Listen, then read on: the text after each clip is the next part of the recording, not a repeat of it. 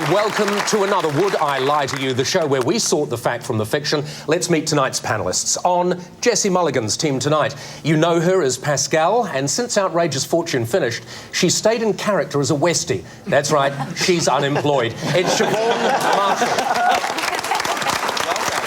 And he's worked inside some of the scariest places in the world: Afghanistan, Somalia, the New Zealand Labour Party. It's Labour leader David Shearer.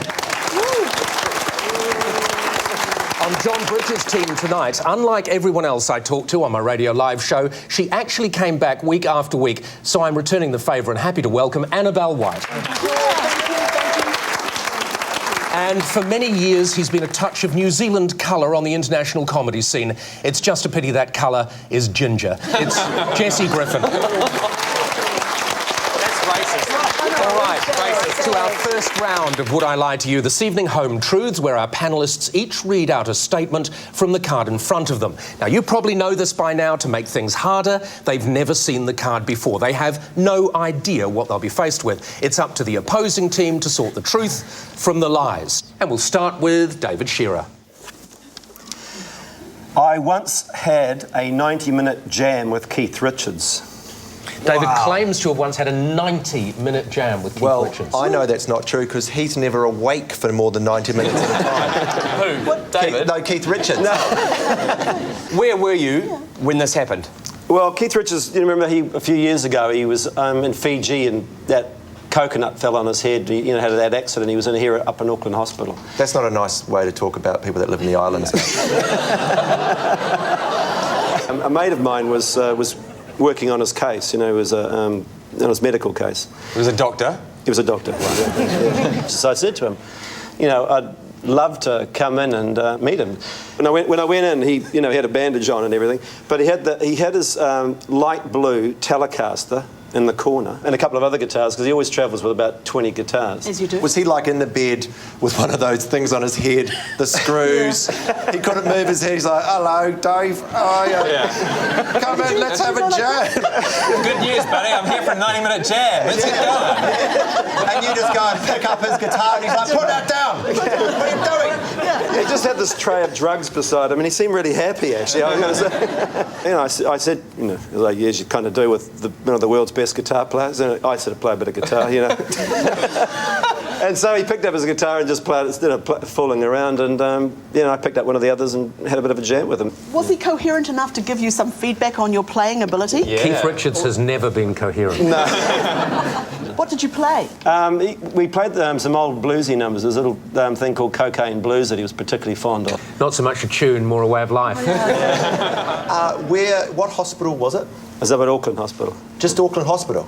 Well, it's the head injuries unit. So he wasn't in a private hospital? He was in Auckland Hospital for his first operation. He was transferred to a private one after the main operation. Interesting. Most private hospitals don't have specialist head injury units. They would under Labour, though, wouldn't they? Everything would be better under Labour.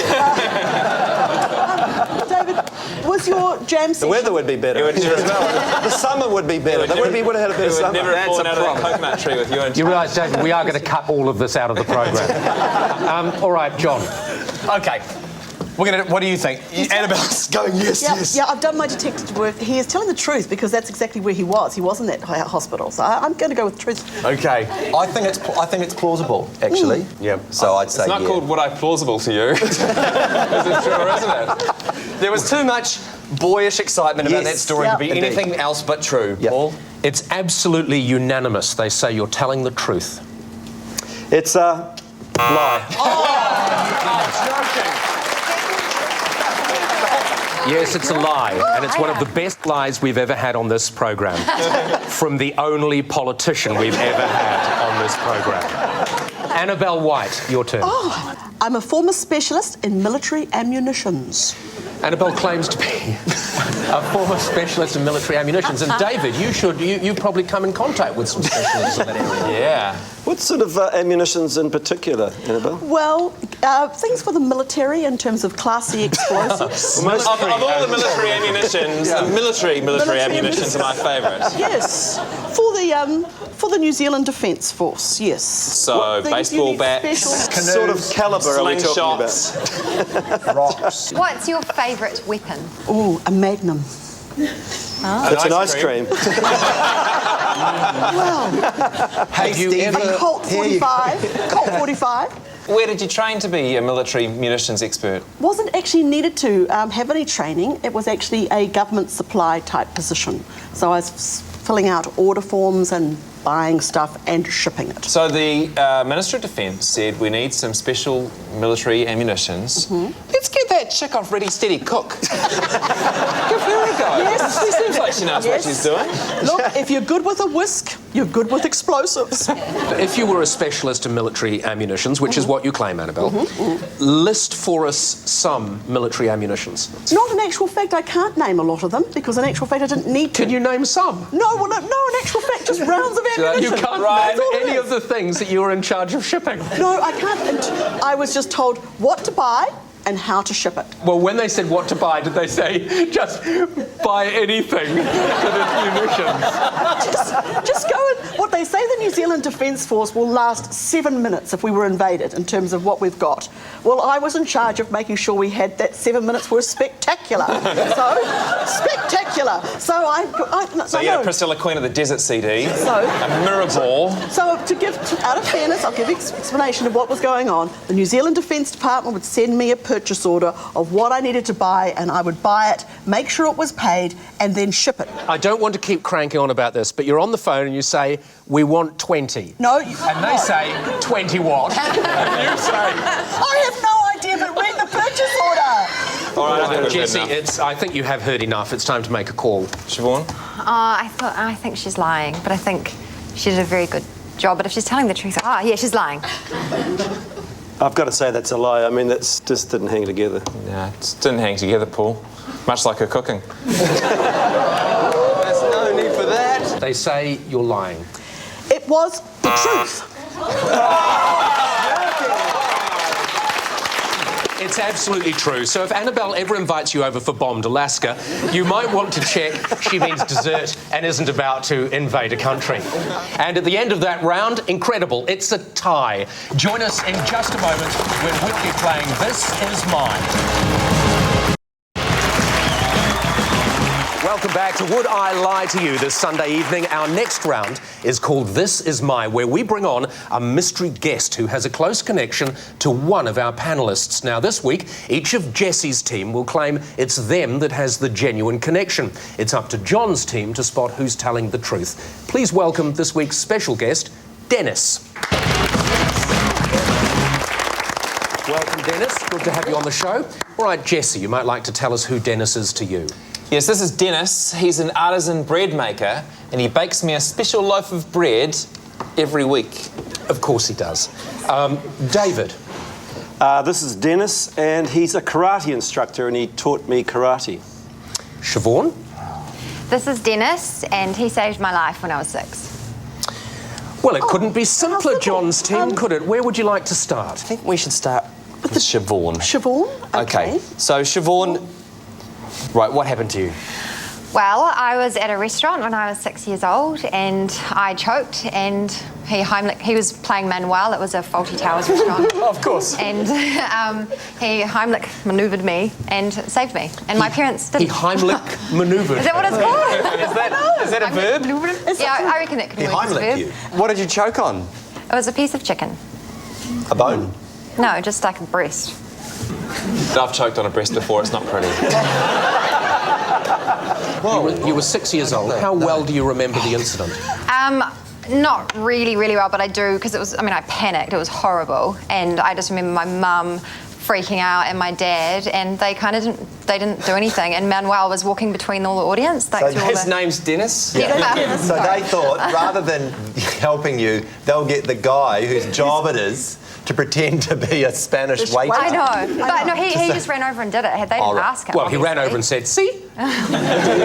Yeah, he just did it. Let's go on to Jessie. So, Jessie, what do you allege about Dennis? He's an artisan bread maker, and he bakes me a special loaf of bread once a week. Well, that's just about lame enough to be you, I think. But What sort of bread does he bake? Sourdough bread. Sourdough bread? Why is it And- special for you? Well, because he's got a cool little bakery, and I went and I really liked the bread, but there wasn't enough salt in it. No one puts enough salt in bread anymore. Everyone's worried about salt. Put salt in things, people. So I Going said- on to a rant doesn't make it seem any more plausible, Jesse. Where's the bakery? So I said, do you do any loaves with more salt? And he said, no, we couldn't do one. And, you know, then it became a regular thing. And now he actually delivers me, this is cool, a loaf of bread in my letterbox every Friday morning. And it perfectly fits in the letterbox. So 9 a.m. each morning, we go out, open the letterbox, and there's a warm loaf of bread. And what's the bakery called? It's like a Frenchy name. What's your local takeaways called? Chinky Takeaways. Paul, are you going to stand for this sort of racism on your show? Absolutely. Wrong man to us. How much does it cost? $8 Per week. $8 per loaf. Jesse does look like the kind of person who'd be picky about his bread, doesn't he? I make all of our bread at home, and if you put too much salt in it, it has a retardant factor on the yeast. And so... So what happened to you? A good baker would never put too much salt in a loaf because it would kill the loaf. To be fair, he never described Dennis as a good baker. He's a great baker, and I didn't say, hi, can I have a loaf of bread with too much salt in it? I said, can I have a loaf of bread with more than you usually put That's in a lie. it, please? Okay, now David, can you Karate remind us instructor. about Dennis? Dennis was my karate instructor quite a few years ago. And how long did you learn for? About 3 years. I got to be a brown belt, and Dennis was the instructor, and he was a black belt. Brown belt's quite high up, isn't it? Yep. It is Around your very, waist. very, very dangerous. About here. What do you have to do to get your brown belt? Well, you have to sort of stand there and do the kata and the. Okay, can you show us some, please? I think it's come to this Yeah. moment. You might have to pop up and probably come out the front. Well, I had to do this thing called a Sanshin kata. I mean, this is true. Of course. Well, so just to confirm, David, this is actually true. No, this is it? true. This yeah, is true. This is true. And you have to do this thing. It's sort of like this, standing like this, you see. And then Dennis gets a big bamboo pole and beats you across the back and across the arms and across the legs. Are you both nude? And yeah, so you stand there and do the karate and Put a Dennis, bit of vigour into it. Whoa!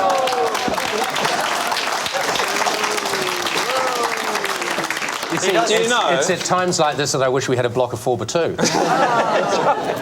John, I think it's time for your team to make a decision. What do we think? I'm going to go with he saved the life of our beautiful Siobhan. That's what I'm going to say. Right, what do you think, Jesse, about this one? Do you... I hope that Jesse doesn't get bread made for him once a week like that. Why? So bad. I believe that Siobhan is telling the truth. Both of my teams think it's Siobhan, in which case he would be quite a hero. So we're going to say, yeah, he's a hero. So your team unanimously say Siobhan was telling the truth. Yes. All right, Dennis, would you like to reveal your true identity? My name is Dennis May, and yes, David was a brown belt in karate. I was his karate teacher at university.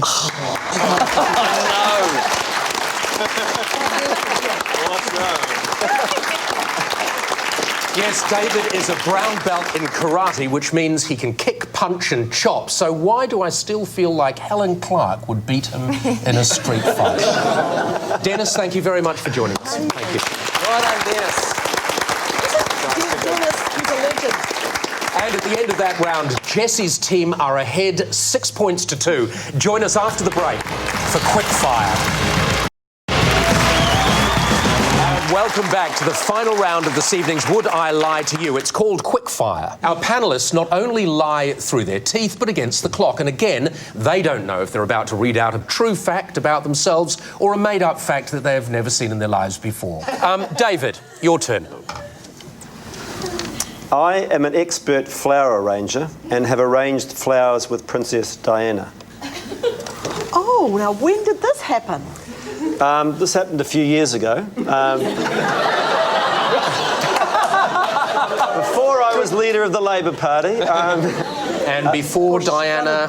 Yeah, before Diana died as well. Yeah, exactly. No, my mother is a very good flower arranger and went over to London, and she was at the Royal Institute for Floral Design, and Princess Diana happened to come to visit, and I was with her, and Diana came over and stopped and started chatting, and we ended up showing her how to put these irises into a vase. What did she say to you?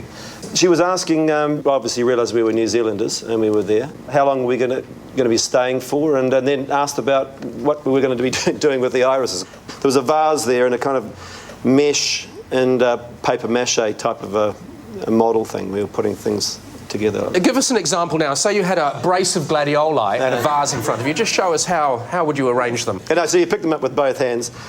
You actually have a tub of water beside you, and you cut the stems under the water because that seals the ends. And then well, in this case, there was a paper mache sort of V-shaped, and we were doing it for a sort of thing you would see maybe in a church or a wedding. Can I just stop you there? God, I wish I'd never asked you. I'm dying 1,000 deaths here. I'm losing the will to live. For the first time. He's never going to stop. I mean, really? Seriously? Look at his irises. God. Anyway, what happened then? Obviously, I still do the flower arranging in our house, you know. So. OK, let's go for it. Let's make a decision. The answer, you know what? I've got to say, I think it's actually true. I think there's many facets to this man, and I think that's possible. Wow. Whoa, indeed. He's been so deceptive, though. But Yeah. we're going to say it's true. True. On balance, they say it's true. Would the many-faceted David Shearer please tell us? It's a lie. It's not fair, Paul. Paul, That's fantastic. It isn't fair. It isn't fair. It isn't fair. On their team, they've got an actor and a politician. Well, I've got two gingers. Not fair. I have to say, David, you are a truly spectacular leader of the Labour Party. Siobhan, your turn. I put a swear jar on the set of Outrageous Fortune, which you had to put money into if you said a swear word off camera. What motivated you to do this? We had a little kid on set one day, and it was just a bit rough because, you know, some of the crew members get a bit rough, and also because it's, you know, Outrageous Fortune was a Westie show, so yeah, there's lots of swearing in general. How much did you put in different amounts for different swear words? Yes, the C word was a good one. That got $20. C word's a C note. Whoa. Yeah, How much for the F word? the F word was 15. Siobhan, did you ever have to put money in the jar yourself? Yes, yeah. Are you quite a foul mouse? I'm not anymore, but when we were shooting, it did get difficult because you say it all the time anyway. So. What? You forgot your lines again, you 15, 20. What? 20, 20, 20, 20, 20, 20, 20, 20, 20. Yeah, What was the cheapest word that counted as a swear word that you had to put money in for? just shit. And how much was that? That's $2.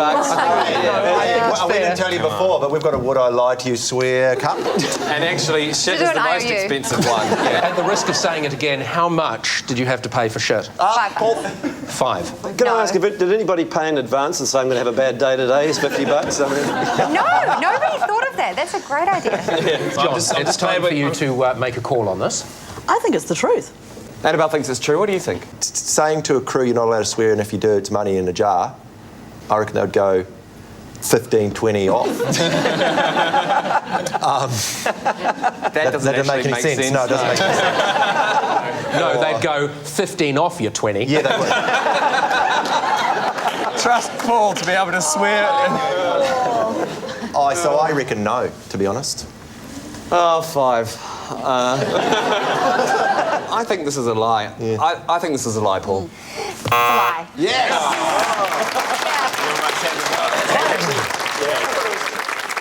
Yes, it's a lie. But a swear jar is a great idea. I have another tip for cutting down on swearing. Don't watch the Black Caps. All right, David Shearer, let's come to you. it's a possession. OK, if you grope around between your legs, you will find something you either recognise or not. This is my marriage certificate. It's entirely in Thai, and I can't understand a word of it. So What does it say? We went and got it. You promised to love her long time. And you've obviously married someone in Thailand. Are they still there? It wasn't one of those marriages. So this was a woman you met in Thailand, you took to Thailand to get married to? We were in Thailand, and we decided to get married in Thailand. The Vegas of the Southern Or Hemisphere. whatever that says. Yeah, or whatever this is. It could just be a receipt for the amount of money you paid the man that gave you the certificate. It could be the menu from Chinkies. David, why did you get married in Thailand? My wife had gone off, well, my wife now had gone off travelling and had left me behind. So I caught up with her and we just decided, while we were there, we were sitting in a restaurant and we decided, let's go get married. Did you catch up with her without her knowledge? Like, was she fleeing you and you... No, I actually called her and said that I was coming over. So we decided to have a holiday, and while we were having the holiday, we decided to get married. She's on her OE, man. She Talk was about cramping her style. Yeah, she had. I think it was when she was telling me that she was in the same hotel with the Spanish football team. I decided I needed to go over and. No, David, are you prone to impulsive romantic gestures like this? no, that was the one and only wife I've married, actually. Yeah. For what reason were you desperate to get married? Curious. It's just one of those things when somebody you actually realise is going to slip away from you. And I decided I'd chase after her. That is so nice. See, women love that shit. Now, that's got to be true, hasn't it? That's got to be true. That's what you call votes. That right there. Just quietly, the worm. All right, John, time to make a decision. What do you think, Jesse? I think it's true. I think that happened. No. It's a beautiful story, but he's such a good liar. That would tend to mean it's true if Annabelle thinks it's a lie. What are you trying to do to me? I've He shed a had me tear. in the palm of his hand. And he's a socialist. I'm going to go with what I want. Oh, you do that, John? It's true. It's true.